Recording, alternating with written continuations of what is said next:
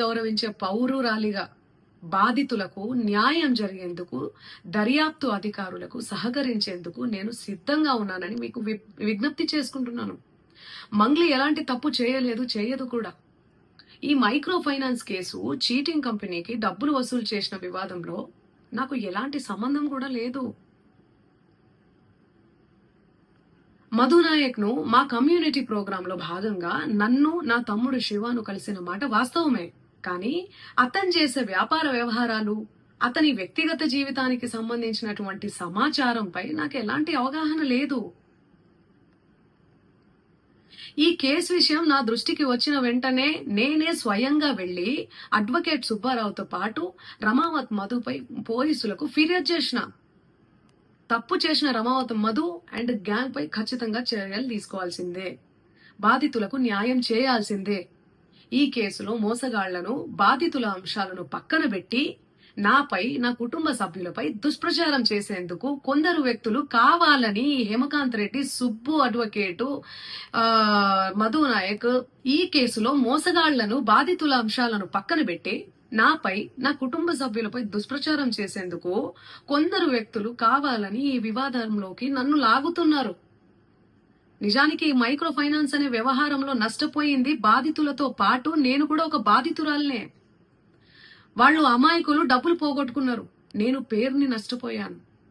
ఈ వివాదం తెరపైకి వచ్చినప్పటి నుండి ప్రతి క్షణం నా కుటుంబ సభ్యులు, నేను చేయని తప్పుకు బద్నామయ్యి మానసిక క్షోభకు గురి అవుతున్నాం. సో దయచేసి ఆలోచించండి అందరూ కూడా, ప్రజలారా.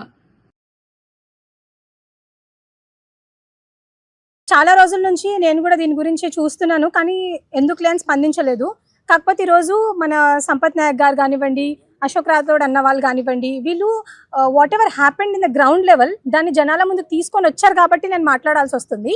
అయితే నేను ముందుగా బాధితుల కంటే ముందుగా నేను నా గిరిజన బిడ్డల గురించి మాట్లాడదాం అనుకుంటున్నాను.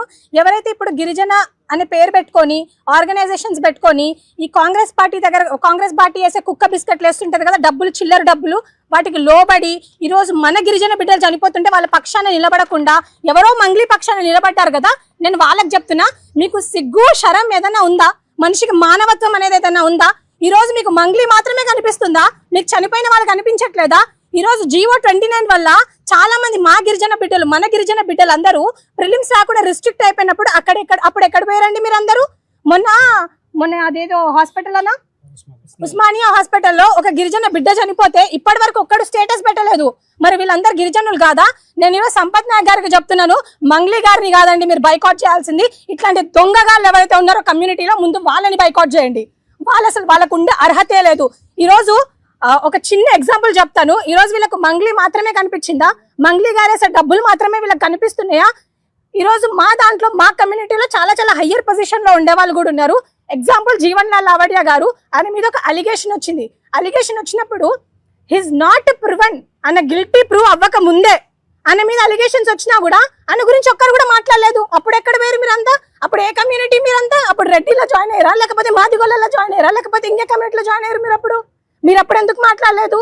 ఈ రోజు వరకు సుప్రీంకోర్టు అనేది కన్ఫర్మ్ చెయ్యలేదు ఏమని, దెర్ ఇస్ అ లో rate of conviction by the CBI and by the ED. ఇది సుప్రీంకోర్టే కన్ఫర్మ్ చేసింది. సో నేను ఇది కూడా మీకు చెప్పాలనుకుంటున్నాను. అండ్ మోర్ ఓవర్ నేను మంగ్లీ గారి గురించి కొన్ని విషయాలు చెప్తాను. ఇట్ వాస్ ట్రూ, ఇందాక అక్క నాకు ఫోన్ చేశారు ఆన్ 25th మార్చ్ రోజు ఒక స్టేటస్ పెట్టుకుంటే దానికి నేను రెస్పాండ్ అయినప్పుడు she called me, she spoke with me for almost 32 minutes మాట్లాడిన మంగ్లీ అక్క గురించి. అప్పుడు నేను అయ్యో పాపం నా గిరిజన బిడ్డే అని అనుకున్నాను. కానీ after seeing all these proofs నాకు చూసాక నాకు అప్పుడు అర్థమైంది, లేదండి మంగ్లీ గారు, సీరియస్లీ మీరు నిజంగా ఈ కమ్యూనిటీకి ఏదో చేశానని చెప్పుకుంటున్నారు కదా. ఈరోజు మంగ్లీ గారు అంటారు నేను మంగ్లీ అనే పేరు పెట్టుకొని ప్రపంచ దేశాలకు మన గిరిజనుల గురించి చెప్తున్నాను అంటున్నారు. మీరు మాత్రమే కాదు, మీరు ఎవరికి చెప్పారో నాకైతే తెలీదు. గ్రౌండ్ లెవెల్లో కొట్లాడే వాళ్ళు చాలా మంది ఉన్నారు. ఈరోజు సంపత్ ఉన్నారు, సంపత్ జనసేన అని పెట్టుకోవచ్చు, ఆయన పేరు సంపత్ నాయక్, ప్రత్యూష రాథోడ్, అశోక్ రాథోడ్, జీవన్ లాల్ లావడియా, ఇట్లా చాలా మంది వాళ్ళ పేరు వెనకాల మా గిరిజన ట్యాగ్ పెట్టుకున్న వాళ్ళే. మీరు మాత్రమే సెలబ్రిటీ కాదు. సెలబ్రిటీ అంటే మీరు ఇష్టం వచ్చినట్టు ఏది పడితే అది చేస్తారా? మీ చేతిలో ఏది ఉంటే అది చేస్తారా? నేను ఈరోజు మంగ్లీ గారిని కూడా ఒక విషయం అడుగుదాం అనుకుంటున్నాను. మీరు ఇన్ని సంవత్సరాల నుంచి మీరు మా గిరిజనులకి ఏం చేశారు? మీరు ఏం చేశారనేది నేను అడుగుతున్నాను. సెలబ్రిటీ కాదు తను. బేసికల్గా తెలంగాణ మూమెంట్ జరిగేటప్పుడు మా దగ్గరకు వచ్చి అన్న ఒక ప్రోగ్రామ్ ఉంటే ఇవ్వండి, తనని తీసుకొచ్చింది భిక్షు నాయక్ గారు. అన్న ఒక ప్రోగ్రామ్ ఉంటే ఇవ్వండి, ఒక ధూమ్ధామ్ ఉంటే ఇవ్వండి, ఒక పాటలు పాడుకుంటే మాకు ఇవ్వండి అన్న, మాకు ఉపయోగపడుతుంది అనుకుంటున్నామే. She not celebrity. సెలబ్రిటీ దేనికి సెలబ్రిటీ, ఎందుకు సెలబ్రిటీ? సెలబ్రిటీ పేరు చెప్పుకొని నువ్వు ఎవరిని ఉద్ధరించాలనుకుంటున్నావు? నిన్ను నువ్వు కాపాడుకున్నావు కమ్యూనిటీ పేరు చెప్పుకొని. ఇంకోసారి నీకు ఆ అర్హత లేదు. నువ్వు ప్రెస్ మీట్లో కూడా మాట్లాడేటప్పుడు ఆ గమండు మాటలేంది, తగ్గించుకోండి అవి ప్లీజ్. ఈ రోజు మంగ్లీ అక్క అంటారు నేను ఒక సెలబ్రిటీని, సో అందుకే నేను మీడియా ముందుకు రావట్లేదు, కాబట్టి మీరు ప్రెస్ మీట్ పెట్టి మాట్లాడండి అని అంటున్నారు. నేను మంగ్లీ అక్క ఒక చిన్న విషయం చెప్దాం అనుకుంటున్నా. చిన్న సజెషన్ అక్క, మీతో కోట్ల డబ్బులు ఉన్నాయి కాబట్టి అడ్డం మీద కూలీలు 500 ఇస్తే వస్తారు, వాళ్ళని పెట్టుకొని ప్రెస్ మీట్ చేసుకోండి. మాలాంటి వాళ్ళు నిజంగానే అన్యాయానికి మేము ఎప్పుడు వత్తాసు పలకము, మేము ఎప్పుడు బాధితుల పక్షానే నిలబడతాము. అండ్ ఈరోజు ప్రెస్ మీట్ పెట్టి మాట్లాడే కొంతమంది గిరిజన నాయకులు ఉన్నారు, సోకాల్డ్ గిరిజనులు అని చెప్పుకునే నాయకులు ఉన్నారు. అండ్ వాడు ఎవడో మోతిలాల్ అంట, నాకైతే నిజంగా వాడి గురించి ఇప్పటివరకు తెలియతే. మొన్న వచ్చిన బ్యాచ్ అండి వీళ్ళంతా. నిజంగా నీ గిరిజనుల ఒక పక్షాన ఏదైనా నువ్వు నిలబడాలనుకుంటే ఈ బాధితుల పక్షాన నిలబడు, అంతేగాని రేపు పొద్దున నీకు మంగ్లీ వచ్చి ఓటేయదు, నీకు ఈ గిరిజనులే ఓటేస్తారు. సో ఫస్ట్ మీరు బాయ్కాట్ చేయాల్సింది మంగ్లీ గారిని కాదు, బాయ్కాట్ చేయాల్సింది ఇలాంటి ఎదవలని బాయ్కాట్ చేయండి కమ్యూనిటీ నుంచి, అప్పుడే మన కమ్యూనిటీ బాగుపడుతుంది. అండ్ ఇంకో విషయం నేను అడుగుదాం అనుకుంటున్నాను. ఈ రోజు గిరిజన నాయకులు అందరూ వచ్చి మంగ్లీ మా ఆడబిడ్డ గురించి మేము మాట్లాడతాం అంటున్నారు. మరి మంగ్లీ గారు అలిగేషన్ వచ్చిన రోజు మీ దగ్గరకు వచ్చారా, లేకపోతే వేరే మ్యూజిక్ ఛానల్ వాళ్ళ దగ్గరికి వెళ్ళి మాట్లాడారా? మరి ఆ రోజు మీకు గిరిజనులు గుర్తు రాలేదా? ఆ రోజు మీ గిరిజన కార్డు గుర్తు రాలేదా? ఆ రోజు మీకు ఉమెన్ కార్డు గుర్తు రాలేదా అని అడుగుతున్నాను నేను మంగ్లీ గారిని. బుద్ధి తెచ్చుకోండి ఇప్పటికైనా గిరిజన నాయకులారా. ఎంతసేపు డబ్బులు కాదు ముఖ్యం మీకు. ఈ బాధితులు ఎవరైతే చనిపోయినారో వాళ్ళ పక్షాన్ని ఉండండి. మీకు సేవలాల్ మహారాజ్ ఏం చెప్పిపోయాడో దానికోసం ఒకసారి ఆలోచించండి. నేను ఈ ప్లాట్ఫామ్ నుంచి ఒకటే రిక్వెస్ట్ చేస్తున్నాను, even to the police force కూడా నేను రిక్వెస్ట్ చేస్తున్నాను. And to all my community ఎవరైతే హానెస్ట్ గా పోరాడుతున్నారో వాళ్ళకు కూడా రిక్వెస్ట్ చేస్తున్నాను, దయచేసి మీరు బాయ్కాట్ చేయాల్సిందే ఒక మంగ్లీనో ఒక రామావతి మధునో కాదు. ఎవరైతే ఈ గిరిజనులు ఆమె పక్షా నుండి ఈ బాధితులకు ఎవరైతే సహాయం చేయట్లేదో వాళ్ళని బాయ్కాట్ చేయాల్సిందిగా నేను కోరుకుంటున్నాను. ఈ రోజు బాధితుల పక్షం నిలబడకుండా కేవలం సెలబ్రిటీ మంగ్లీ గారి పక్షం నిలబడే ఈ గిరిజన నాయకులు ఎవరు ఉన్నారో ఈ ఉస్మానియా యూనివర్సిటీలో గొంతు ఎంచుకొని అరుస్తున్నారో ముందు వాళ్ళని బాయ్కాట్ చేయండి, తర్వాత మంగ్లీ గారిని బాయ్కాట్ చేయండి. అప్పుడే మన కమ్యూనిటీ అనేది బాగుపడుతుంది. హలో చెప్పండి అక్క. అతను ఉంటాడు ప్రతీష, అమ్మాయి అతను తెలియాలి నాకు. మన తిరుమలేష్ అని ఉంటాడు, కాంగ్రెస్ లీడర్ అనుకుంటా. ఓకే, నాకు తెలియదు. కాంగ్రెస్ వాళ్ళు మీకే పరిచయం కదక్క, నాకు పెద్దగా తెలీదు.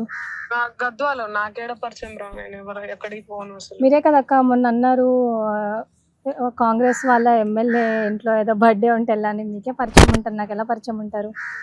ఆహా, గద్వాల్లో గద్వాల్ సైడ్ కదా, నీకు తెలుస్తుంది గద్వాల్ సైడ్. ఒకసారి నాకు తెలియదక్క. మన తిరుమలేష్ అని ఉంటాడు. లేదు నాకు తెలియదక్క. కాంగ్రెస్ అంటే కాంగ్రెస్ కాదు వాడు, కాంగ్రెస్ అంటే కాంగ్రెస్ కాదు వాడు. పిచ్చినా కొడుకు వాడు. ఇదంతా తెచ్చిండు వాడంతా, అంటగడుతుండి ఇదంతా. ఓకే, సో నువ్వు గద్వాల్ సైడే ఉంటావు కదా? లేదు తెలియదక్క నాకు.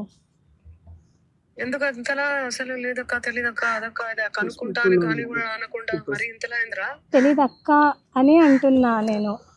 అదేరా, ఎందుకు కనుక్కుంటే అయిపోతుంది కదా, ఎందుకు భయం? ఎందుకు అసలు? వై భయం? దేనికక్క? దేనికి భయం? లేకపోతే